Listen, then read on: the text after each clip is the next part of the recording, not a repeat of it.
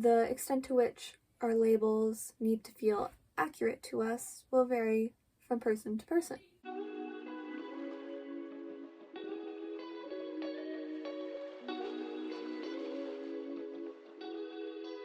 Hello lovely humans, welcome to this space on the internet.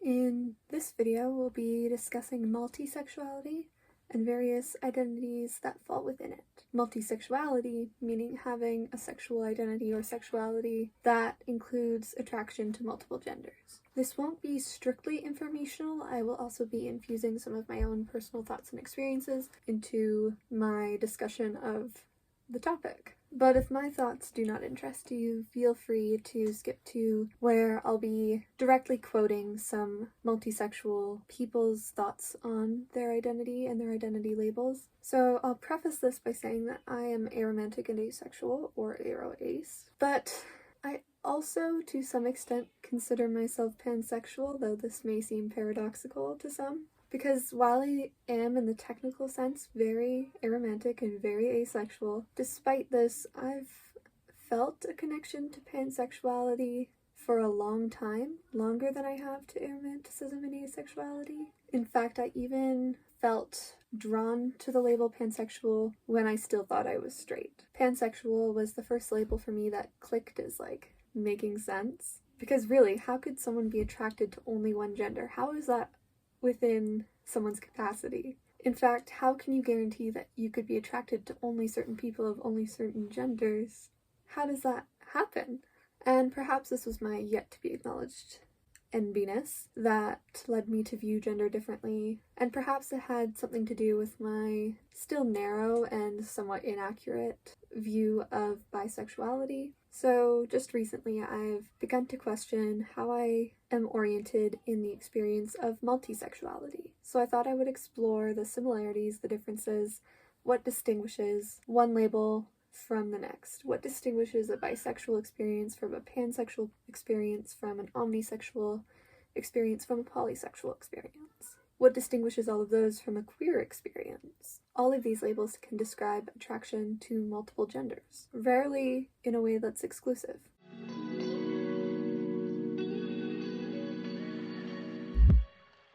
Bisexuality has the most vague of definitions out of these labels, because bisexuality has meant many different things for many different people across a pretty large period of time relative to the others. It has meant different things and encompasses an enormous range of experiences. To highlight a few common definitions: attraction to those of your gender and other genders, experiencing attraction to all or many genders, attraction to multiple genders, attraction to two or more genders, attraction for both men and women, experiencing attraction for people of various gender identities and presentations, experiencing attraction in a way that transcends masculinity and femininity, and I'm sure there are more.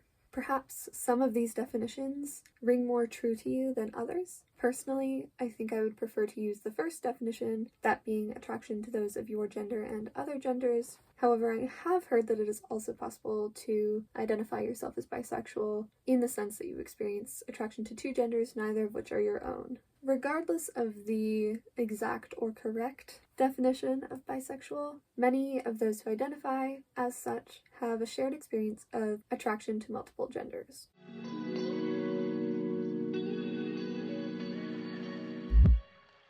Pansexuality can be conceptualized as a label within bisexuality, although some prefer to separate it and think of it as its own independent identity. The prefix pan indicates all, indicating attraction to those of all gender identities. However, the more specific way I've heard pansexual used is to describe those who feel attracted to others regardless of gender. Sometimes pansexual people are described as gender blind, not necessarily having gender being a factor in their experience of attraction. Pansexuals may feel attracted to the person as opposed to those of a particular gender identity or expression.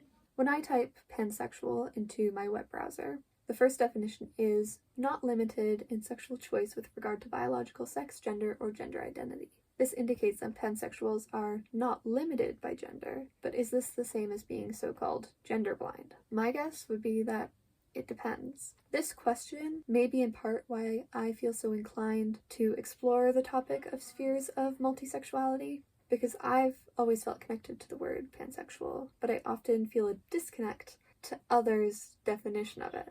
I personally feel as though gender does play a role in my attraction, that being non-romantic and non-sexual. I am far from gender blind. In fact, in my experience, someone's gender identity and expression are primary elements in my interest in them. But I feel inclined towards every given combination of gender identity, expression, and even sex characteristics nearly equally, or at least in such a way that feels infinite. As such, I've long felt that pansexuality was the best way to describe this, the pan prefix feeling so all-inclusive. But the seemingly more popular definition seems to be in slight contradiction to how I have personally viewed pansexuality. And, of course, a word is allowed to mean different things, especially in a context such as this. And I think that anybody aligning with an identity term, however they may do so, is valid. And the exactness of a definition is less important than your feeling of fullness and understanding when referring to yourself in any particular way. That is to say that whether you relate to what I've described or not, you have rightful access to the word pansexual, or any other label for that matter. I've begun to wonder, though, if using the label pansexual is not serving me in the way I would like it to, if its popular definition is not aligning with my experience. So I asked you, my lovely audience, for feedback about which labels you use and why, and what they mean to you.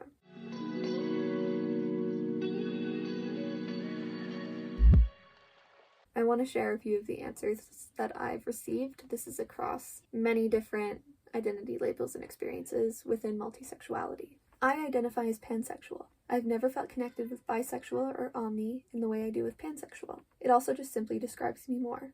I find bisexual is too vague, but when I find a label that's closest to me, I was bullied about how bi is just the same as pansexual, or bullied into becoming unlabeled, which didn't last for long because I lost the happiness that came with me identifying as pansexual.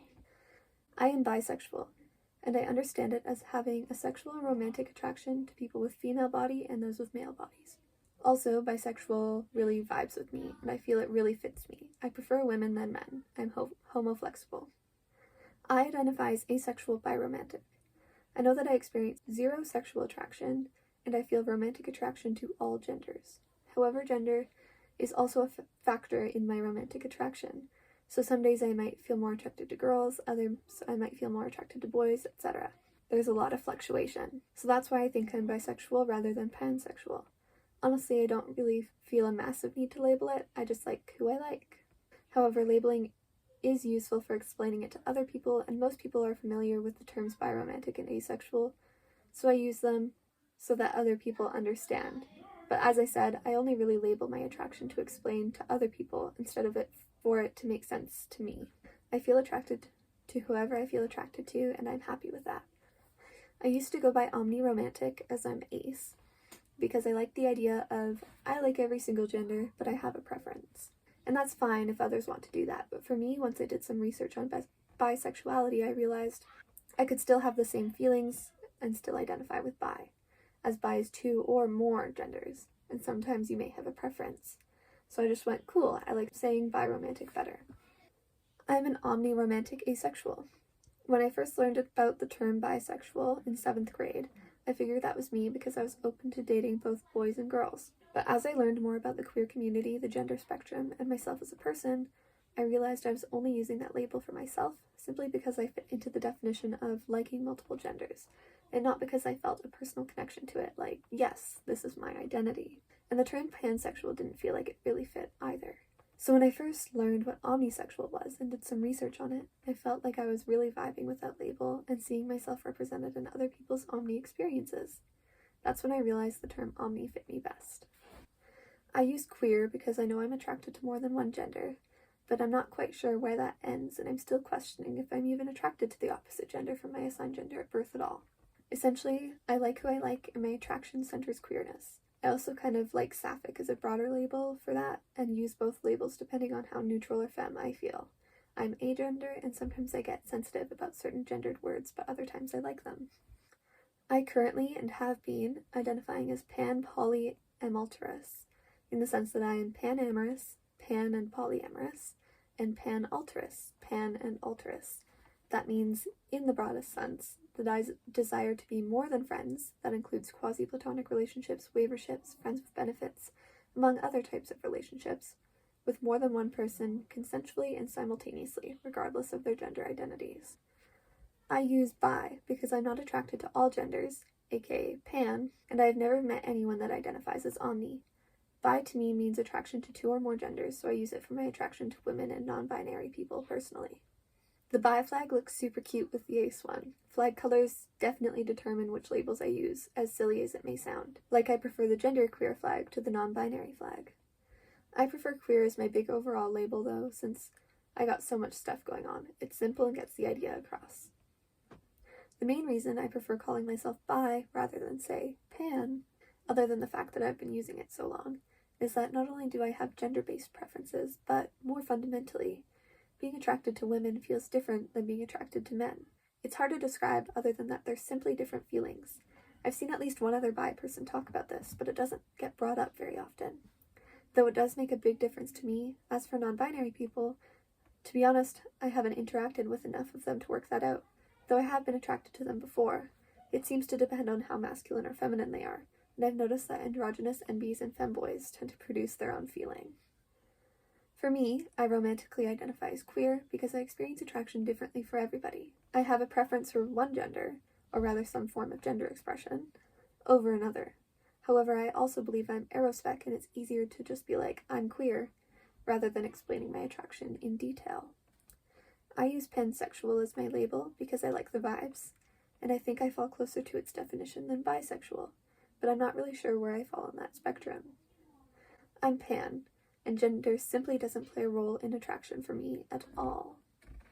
So those were the thoughts on various multisexual beings that commented on my post. While I think the majority of these points that were brought up were familiar to me, it was also still enlightening to hear it from all these different people in one space where I could read through them all. I suppose my conclusionary statement, after my own personal reflection, the technical definitions and information regarding different multisexual labels, and the written experiences of some of my viewers, I'd say that multisexuality exists within people, but words don't. So really, when we're using identity labels such as bisexual, pansexual, omnisexual, polysexual, queer, we're only just doing the best we can to describe the internal sense of what it really is. In a sense, the extent to which our labels need to feel accurate to us will vary from person to person.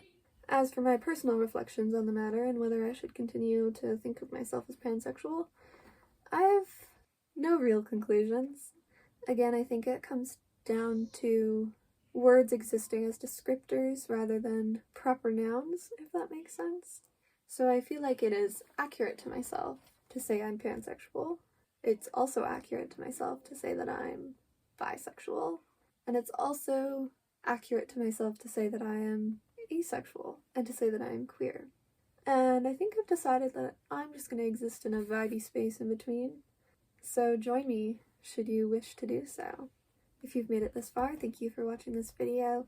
I hope you found it interesting in some regard. And if you're feeling up to it, let me know how you feel about this filming vibe. Anyways, thank you for watching the video. We'll see you next time in the space on the internet. Bye!